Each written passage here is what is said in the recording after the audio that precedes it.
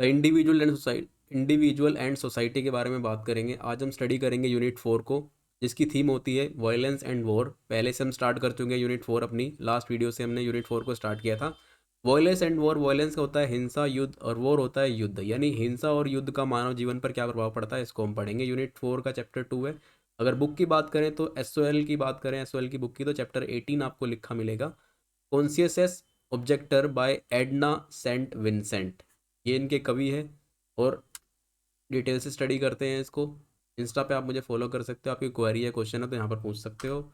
Telegram पे जाके आप ग्रुप को जरूर ज्वाइन करें, @एकलव्य स्नातक 1 के नाम से ग्रुप है। यहाँ पर आपको वीडियो की नोटिफिकेशन मिल जाती है, प्लस वेबसाइट पे हमारे जो नोट्स हैं वो मिल जाते हैं। तो चलिए स्टार्ट करते हैं। सबसे पहले बात करते हैं एडना सेंट विंसेंट मिले के बारे में। तो इनका जन्म हुआ था 1892 में, रॉकलैंड के अंदर इनका जन्म हुआ था, जो कि न्यूयॉर्क के अंदर है। 1892 में इनका जन्म हुआ, रॉकलैंड न्यूयॉर्क के पास है। ये रहती थी अपनी माँ के साथ और अपनी 2 बहनों के साथ, ये रहती थी अपनी फैमिली के साथ। कहाँ पर? कैमेडिन में। कैमेडिन कहाँ पर है? ये भी न्यूयॉर्क के अंदर है, यूएसए के अंदर। एक छोटे से घर के अंदर ये रहती थी और यहीं से इन्होंने लिखना स्टार्ट किया था। जो इनकी पहली राइटिंग थी, जो इनकी पहली पोएम थी, वो यहीं से इनके द्वारा जो लिखी गई थी, जिसने इनको फेमस किया था। इनकी पहली पोएम थी रैंडस्कैंस। इनकी पहली पोएम थी जो 1912 में लिखी गई थी, जिसके द्वारा ये प्रसिद्ध हुई थी, फेमस हुई थी। इनको एक अवार्ड मिला था, स्कॉलरशिप मिली थी वसार कॉलेज से। और आफ्टर हिज हर ग्रेजुएशन, जब इन्होंने अपनी स्नातक की डिग्री पूरी कर ली थी, स्नातक इन्होंने कंप्लीट कर ली थी, तो ये मूव कर गई थी ग्रीनविच विलेज में, जो कि न्यूयॉर्क में था। और जो इनकी कविता है ये कॉन्शियस ऑब्जेक्टर, इसको लिखा गया था 1917 में। और 1917 जब वर्ल्ड वार फर्स्ट चल रहा था, इसके दौरान जो है इस कविता को लिखा गया था। तो चलिए बात करते हैं समरी की इस पोएम की। तो देखिए, जो the title of the poem gives a clear indication of the theme. Conscientious objector is a person, यानी कॉन्शियस ऑब्जेक्टर जो है, कॉन्शियस का मतलब क्या होता है? ईमानदार। ठीक है, ईमानदारी से एक व्यक्ति जो है वो बता रहा है, वो क्लियरली मना कर रहा है कि वो किसी भी आर्म फोर्स से नहीं है, यानी वो किसी युद्ध के दल से नहीं है, वो किसी आर्मी फोर्स से नहीं है। वो इसको क्लियरली, यानी नैतिक रूप से वो बिल्कुल साफ तौर से मना कर देता है, वो किसी आर्मी फोर्स से नहीं है, ना ही वो किसी युद्ध से संबंध रखना चाहता है। ऐसा वो क्यों कहता है? क्योंकि वॉर इज इमोरल, युद्ध जो है वो अनैतिक है। इमोरल होता है अनैतिक। वो कहता है कि युद्ध एक अनैतिक काम है, अनैतिक कार्रवाई है, जो कि मिलिटेट्स करता है अगेंस्ट लाइफ, यानी जीवन के विरुद्ध है वो। और फैसिलिटेट करता है डेथ को, और मृत्यु को सुगम बनाता है। उस व्यक्ति का कहना ये है, वो क्लियरली ईमानदारी से ये कहता है कि जो युद्ध है वो अनैतिक है, और युद्ध जीवन के विरुद्ध है, और मृत्यु को सुगम बनाता है। यानी मृत्यु की क्रूरता को वो बताना चाह रहा है कि मृत्यु जो है वो, युद्ध में जब मृत्यु हो जाती है तो वो कितनी इमोर्टैलिटी होती है, कितनी क्रूरता होती है उसके अंदर, कितनी निर्दयता होती है, वो इस चीज़ को बताना चाह रहा है। The poem conscientious objector is a statement against the immortality of the war as well as the death. और जो पोएम है ये हमें बताती है कि जो युद्ध की क्रूरता है वो किस प्रकार से है, और युद्ध के अंदर जब कोई मृत्यु हो जाती है तो वो कितना दुखदाई, कितना दर्द भरा होता है, वो कितना निर्दयी होता है, वो कितना क्रूरता भरा होता है, उसको ये पोएम बताती है। द पोएम बिगिन, जब पोएम स्टार्ट होती है तो वो बताती है कि जो मृत्यु है, जो डेथ है, वो अपरिहार्य है, इनवेटेबल है, यानी कि मृत्यु हमेशा आनी, सबको आनी है। मृत्यु अपरिहार्य है, मृत्यु को कोई पराजित नहीं कर सकता। The affirmative tune of I shall dies, और जो ये टून है अफर्मेटिव टून, ये आई शैल डाइज, इसका क्या मतलब है? वो ये बताना चाह रहा है कि जीवन से किस प्रकार संघर्ष करना है। जब युद्ध में मृत्यु हो जाती है तो किस प्रकार से जीवन को लेकर के जो व्यक्ति है वो संघर्ष करते हैं, और मृत्यु कितनी दुखदाई है, कितनी क्रूरता भरी है युद्ध के दौरान। कवि का ये कहना है कि देखिए, जब 2 कंट्रीज के बीच युद्ध होता है तो उससे किसी का फायदा नहीं होता, उससे प्रत्येक व्यक्ति का नुकसान होता है।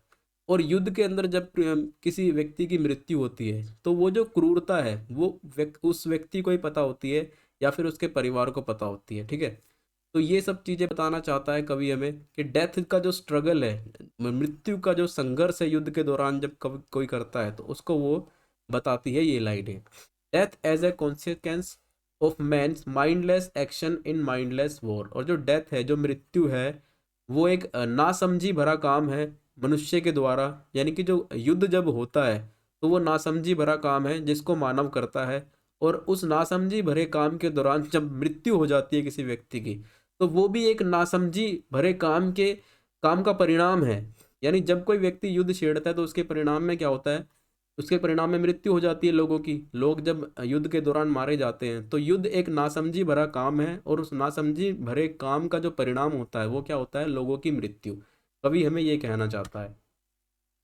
डेथ लाइक अ हंटर, जो डेथ है, जो मृत्यु है, वो एक हंटर है यानी शिकारी की तरह है। Is preparing to set about his business in place like Cuba and Soviet Balkans. और जो मृत्यु है वो अपना एक व्यापार स्थापित करना चाहती है ऐसे स्थानों पर, जैसे जहाँ पर क्यूबा, जैसे क्यूबा हो गया, सोवियत बाल्कन्स हो गया, जहाँ पर सिविल वॉर्स चल रहा था यानी गृह युद्ध चल रहा था। ऐसी जगह पर जो मृत्यु है वो एक शिकारी की तरह बैठी रहती है।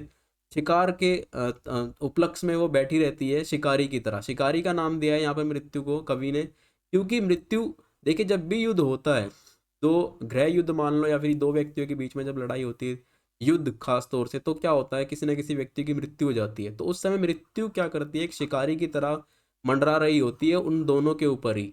तो शिकारी का नाम दिया है यहाँ पर मृत्यु को, और बताया है कि जो ऐसे स्थानों पर वो व्यापार करती है अपना, जहाँ पर गृह युद्ध होता है या जहाँ पर कलेश चल रहा होता है, ठीक है, ऐसे स्थान पर वो अपना व्यापार करती है मृत्यु। और जहाँ पर बहुत सारे जो लोग हैं वो इसके विक्टिम्स होते हैं, यानी इससे वो प्रताड़ित हो जाते हैं। The civil war and strife is engineered by man. और जो ये सिविल वॉर है यानी ये जो गृह युद्ध है, ये जो कलह है, ये मानव के द्वारा बनाया हुआ या मानव के द्वारा निर्मित किया हुआ काम है, जो कि जो कि जिसका जो फायदा है वो कौन उठाती है, उसका फायदा मृत्यु उठा लेती है। ठीक है, तो ये हमें कभी बताना चाह रहा है कि जब वॉर होता है तो वो जो वॉर जो काम है वो मानव के द्वारा निर्मित किया गया है। यानी जब भी युद्ध होता है उसके पीछे जो रीज़न होता है वो मानव होता है, यानी मनुष्य के द्वारा किया हुआ वो काम होता है जिसकी जिसके द्वारा युद्ध छिड़ जाता है। और फिर उसमें क्या होता है, मृत्यु जो कि शिकारी की तरह है, वो इसका फ़ायदा उठा लेती है, क्योंकि मैन के द्वारा ये मूर्खता भरा काम होता है युद्ध करना। कवि का ये कहना है, जिसमें मृत्यु जो है वो फायदा उठा लेती है। In the next line the image of the hunt once again reinforce the idea of war as a meaningless cruel game of death. और आगे की लाइनों में भी हमें यही बताया जाता है कि जो मृत्यु है वो एक शिकारी की तरह है, और शिकार को वो देख रही होती है, क्योंकि जो युद्ध जो है वो मीनिंगलेस है, यानी युद्ध जो है वो अर्थपूर्ण नहीं है, अनर्थपूर्ण है। और इस अनर्थपूर्ण काम के दौरान जो मृत्यु है वो अपना काम कर जाती है, मृत्यु जो है वो अपना खेल खेल जाती है, यानी निर्दयी खेल जो है वो मृत्यु खेल रही है इसके अंदर। And alert us to the fact that war is a sport of people. और हमें वो अलर्ट करती है और वो ये बताती है कि जो वॉर है, जो युद्ध है, वो लोगों के लिए खेल की तरह है, लेकिन उसमें जो मृत्यु है, उसमें जो मृत्यु है, जो डेथ है, वो एक स्पेक्टेटल की तरह, यानी वो बैठ के देख रही है युद्ध में क्या हो रहा है, और फिर वो उसका इंतजार करती है और वो वहीं पर फ़ायदा उठा लेती है मृत्यु। यानी मृत्यु को उन्होंने एक हंटर की तरह, यानी शिकारी की तरह प्रेजेंट किया है और बताया है कि मृत्यु जो है वो एक शिकार का वेट कर रही होती है। जैसे शिकारी करने के लिए जंगल में जाता है ना, चिड़ियाओं का शिकार करता है या फिर किसी शेर का शिकार करता है, तो ऐसे ही मृत्यु को भी शिकारी की तरह रिप्रेजेंट किया गया है कवि को यहाँ, कवि के द्वारा, कि मृत्यु भी एक शिकारी की तरह है और वो शिकार करती है युद्ध में लोगों का। This theme of death Hunt is carried forward in lines 12 to 13। और ये जो थीम है, यानी कि जो मृत्यु एक शिकारी है, मृत्यु ब्रुटैलिटी ऑफ वॉर जो है, सब चीज़ें कि युद्ध की जो क्रूरता है, ये सारी सभी चीज़ें कैरी आउट होती है पोएम के अंदर, आगे धीरे धीरे बढ़ती रहती है। Death hunt black man women and children were brutality hunted down by the white masters. और युद्ध के दौरान जब ब्लैक आदमी यानी काला व्यक्ति, बच्चा और उसके साथ जो विमेन होती है, जब वो सब मारी जाती है तो जो उनका दुख दर्द है वो उनकी आंखों में देखा जा सकता है। जो क्रूरता भरा जो दृश्य उन्होंने फेस किया गया होता है जिन उनके द्वारा, वो सब कुछ उनकी आंखों में देखा जा सकता है। In the last continues the theme resistance. This time, in the face of inducement, the poet promised to protect not just for her friends but her enemies as well as against death। अब जब कविता का अंतिम stanza जब आता है, जब कविता अंत में चली जाती है, तो वो हमें यही बताती है कि जो कवि है वो मृत्यु का विरोध करेगा हमेशा, और वो बताता रहेगा कि मृत्यु जो है वो निर्दयी है, वो क्रूरता भरी है। और इसके साथ साथ पोइट कहता है कि देखिए, जब भी मृत्यु से लोगों को बचाना होगा तो वो केवल अपने दोस्तों को नहीं बचाएगा बल्कि वो अपने दुश्मनों को भी इससे बचाएगा।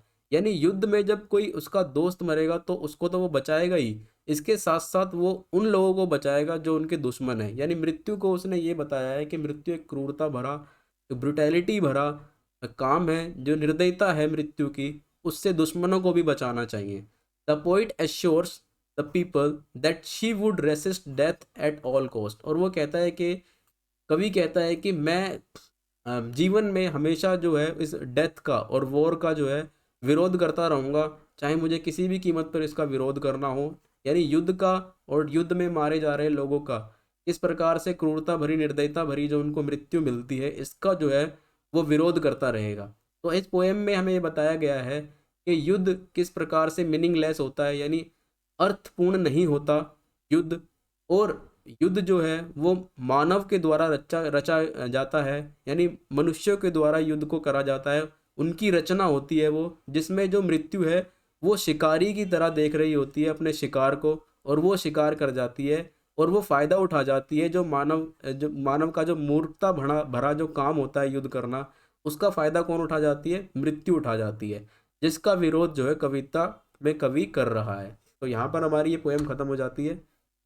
तो मिलते हैं नेक्स्ट पोएम में या नेक्स्ट चैप्टर के साथ, यानी चैप्टर 19 में। तब तक के लिए वीडियो को लाइक कीजिए, चैनल को सब्सक्राइब कीजिए। धन्यवाद।